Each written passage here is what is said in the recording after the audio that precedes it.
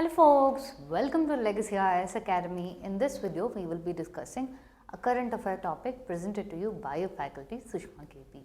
So what is the topic that we will be looking into today? Sanae Takaichi supermajority in Japan, and that happens to be a good news for India. What exactly is happening? Why is it in news? See, first and foremost, Japanese Prime Minister Sanae Takaichi, also called as the Iron Lady, has secured a supermajority in snap lower house election. What exactly is happening? See, first and foremost, there is something called as national diet in Japan. National diet is not the food they eat, but national diet is for parliament in Japan.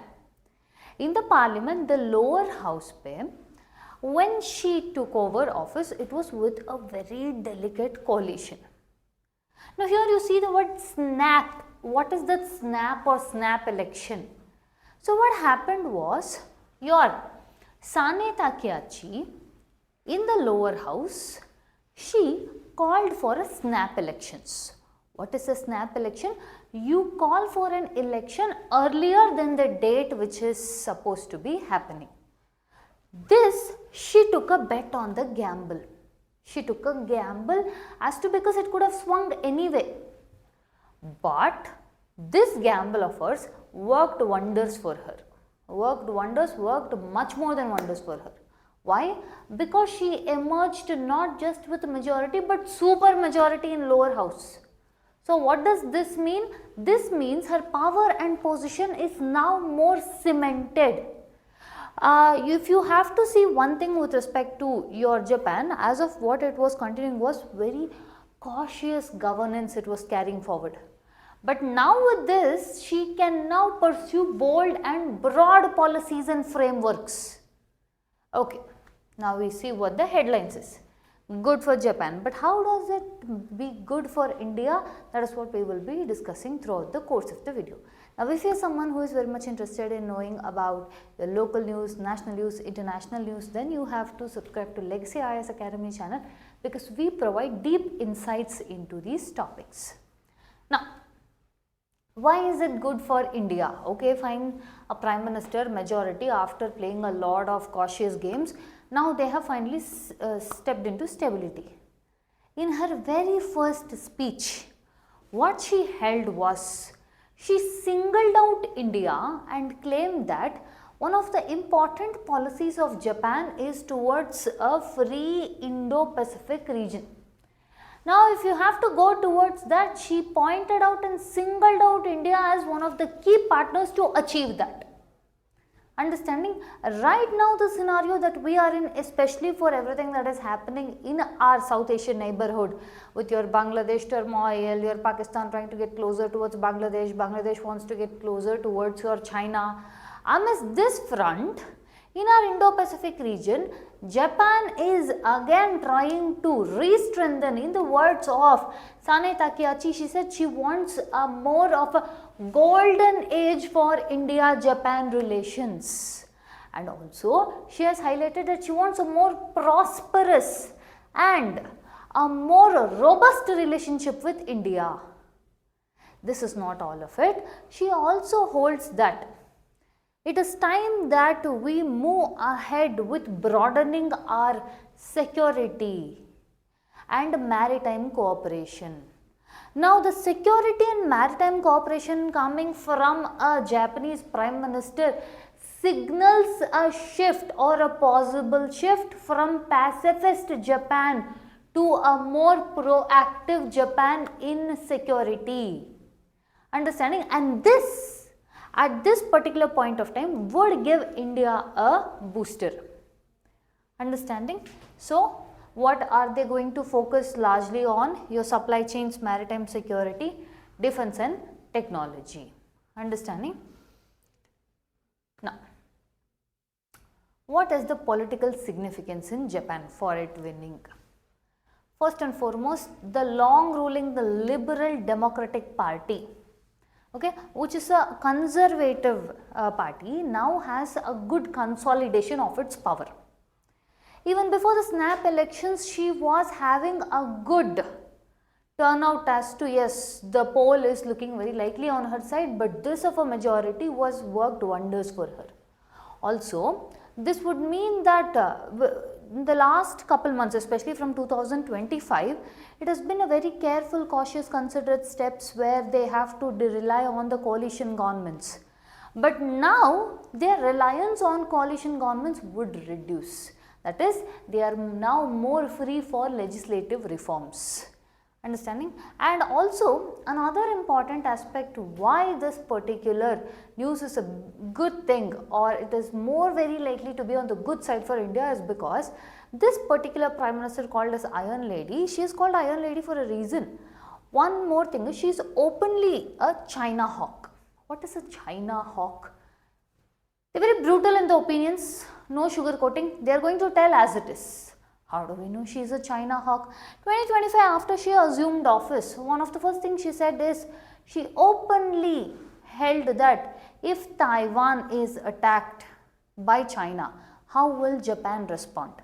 Now see, one thing that is important here is, your China, especially post your 2013, under your President Xi Jinping, has largely followed wolf warrior diplomacy. Wolf warrior diplomacy means they go all out. They are not going to hold back. They even go on to the extent of bullying if someone speaks against China's interests. Now such a China which is pursuing wolf warrior diplomacy has now met a match in the form of a China hawk. Now as soon as your Prime Minister, Japanese Prime Minister held this, Chinese officials, China came out commenting that it told its citizens not to visit Japan, it was going to put a restriction on import of seafoods from Japan. Understanding? So this is what your wolf warrior diplomacy is. See, there was once a point of time where China would shy away from getting involved in this, but that changed with your Xi Jinping's wolf warrior diplomacy, which means they got all out attacks. Now to counter that, with a China hawk online and with respect to Indo-Pacific, this would be a good chance, okay, where we are facing the threat of China's aggressive policies. Understanding? This would also mean a growing closer, let's say, a framework within the Quad. Understanding? And also, your Japan is signaling towards Taiwan's security, and one more important thing is, they are pursuing towards your stronger military spending. She backs strong military spending. This is where I mentioned that a pacifist Japan could move towards more of a proactive Japan in this front. So if you see how her election turned out, means out of 465 total seats in the chamber, 352 seats were won by your LDP led coalition, but in this 352, 316 seats were won by your LDP alone, which further cemented people's trust and your more of extended presence of your conservatives. Okay. Now, before we say only as to how good this might be, let us see how good it is with respect to India-Japan relations. See, India-Japan relations have had this post your Second World War. Okay, when we are trying to build a more of a better world, yes, from India perspective and the world with respect to restructuring, we started our relationship when a peace treaty was signed in 1952. And also there has been a huge number of leadership exchanges from India perspective also, where we have had very high level visits by your Jawaharlal Nehru, Indira Gandhi, Rajiv Gandhi, Narasimha Rao and all. And Japan also has high level visits from PM Kishi and Crown Prince Akito, understanding, and then we also had the Crown Princess. So all these visits have been there. And also with the present Prime Minister also, we have seen multiple visits during a time of Shinzo Abe and his successor, that is your predecessor to the present Prime Minister. Now if you see the partnership evolution, in the year 2000, our partnership was upgraded to global partnership. In the year 2006, it was upgraded to strategic and global partnership. When Prime Minister Modi took over, the relationship was further expanded to special strategic and global partnership. Understanding? Now if you see how is our bilateral economic relations, The trade for 2023-24 is 22.85 billion, where we have a trade deficit with Japan, wherein Japan exports 17.69 billion and it imports only 5.15 billion. What are the products? If you see, it is largely your from India to Japan products are organic chemicals, vehicles, aluminium, fish, reactor parts, etc. And from Japan to India, it's largely electrical machinery, iron, steel, copper and chemicals.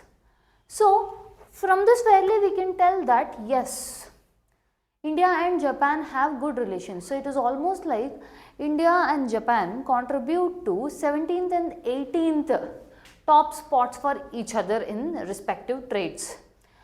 Because of this, our Prime Minister has even congratulated the Japanese Prime Minister on the win and has held that we would be moving towards a much bigger and brighter and more prosperous zone, or in the words of the Japanese Prime Minister, a more robust and prosperous relationship, or the golden age of India-Japan relations is what she is looking forward, has held by her.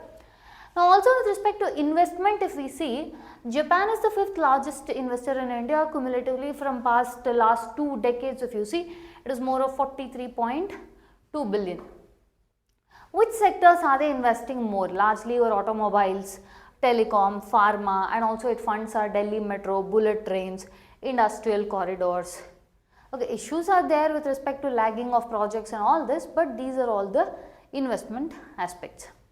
Now, what is the strategic convergence under Takaichi, which means where does India and Japan see eye to eye very largely?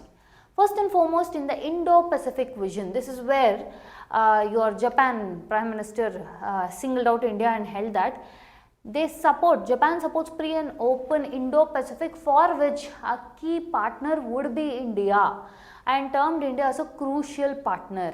We see eye to eye on free and open Indo-Pacific. Understanding? And with respect to defense and maritime cooperation, we can see increased expansion. These are possibilities. This is not said so that this will be done, but we can see this could be a possible, because when someone is telling it is going to be a golden age, then that would just mean that okay, there would be increased cooperation. What and all areas can be increased cooperation in? Whatever fields that we are right now having. So, what are those? Naval exercise, that is it participated with respect to your Malabar Quad framework, and your marine domain awareness, anti-submarine warfare, and also Quad synergy agreements can be boosted. What is Takaichi's agenda? It's both security, military expansion and also economic push. Also to deal with excessive public debts that Japan is in right now. Understanding?